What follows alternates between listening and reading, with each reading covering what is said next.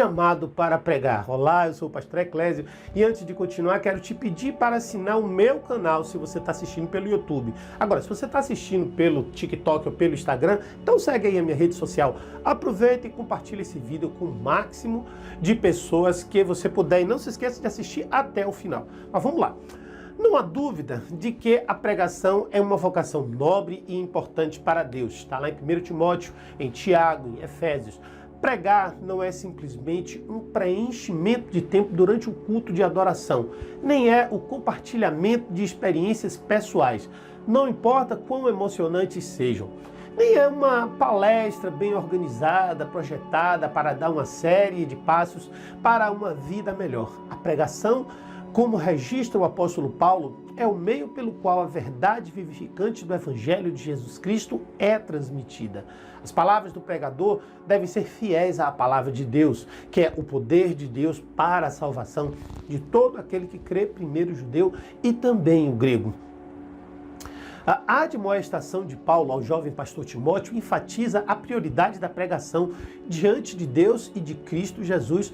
Peço a você com insistência que pregue a palavra, diz ele lá em 2 Timóteo capítulo 4, versículo 1 e 2. Portanto, não há dúvida de que a pregação da palavra é de importância primordial para Deus. Qualquer pessoa que esteja considerando entrar no ministério como pregador, também deve ver a palavra de Deus como prioridade número 1. No entanto, como alguém pode ter certeza de que foi chamado para pregar? Os indicadores subjetivos estão em primeiro lugar. Se um homem tem um desejo ardente de pregar, um desejo que não pode ser negado, isso é uma boa indicação de um chamado de Deus. O apóstolo Paulo e o profeta Jeremias no Antigo Testamento tiveram o mesmo desejo de comunicar a palavra de Deus. Paulo disse: se anuncio o evangelho, não tenho do que me gloriar, pois sobre mim pesa essa obrigação, porque ai de mim se não pregar. Se não pregar o evangelho. E essa obrigação a pregar significa ser levado adiante por uma compulsão irresistível e inegável de fazê-lo.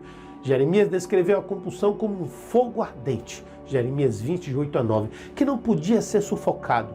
Tentar contê-lo deixou cansado. Os indicadores objetivos do chamado de Deus para pregar estão em segundo lugar. Se a resposta aos primeiros esforços de pregação for positiva, essa é uma boa indicação do pregador em perspectiva do dom de didatíquicos, o dom do ensino. O Espírito Santo do Espírito Santo. Cada pregador deve ser, antes de mais nada, um professor da palavra de Deus, transmitindo-a de forma clara e concisa, fazendo uma aplicação pessoal aos ouvintes. Os líderes da igreja geralmente são são os melhores determinantes para saber se um homem tem esse dom.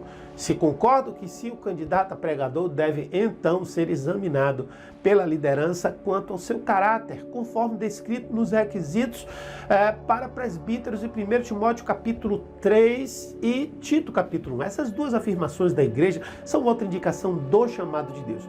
Finalmente, todo o processo deve ser feito em oração, cada passo do caminho. Se Deus está realmente chamando um homem para pregar, Ele o confirmará de várias maneiras. Se você sente que está sendo chamado para pregar, busque a face de Deus e peça a Ele por mais oportunidades, mais confirmações, tanto internas quanto externas.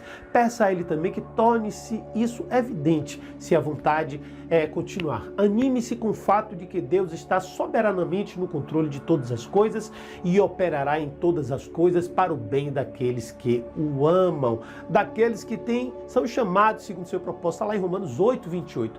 Se Ele o chamou para pregar, esse chamado não será negado. Tá bom? E que Deus abençoe e até o próximo vídeo.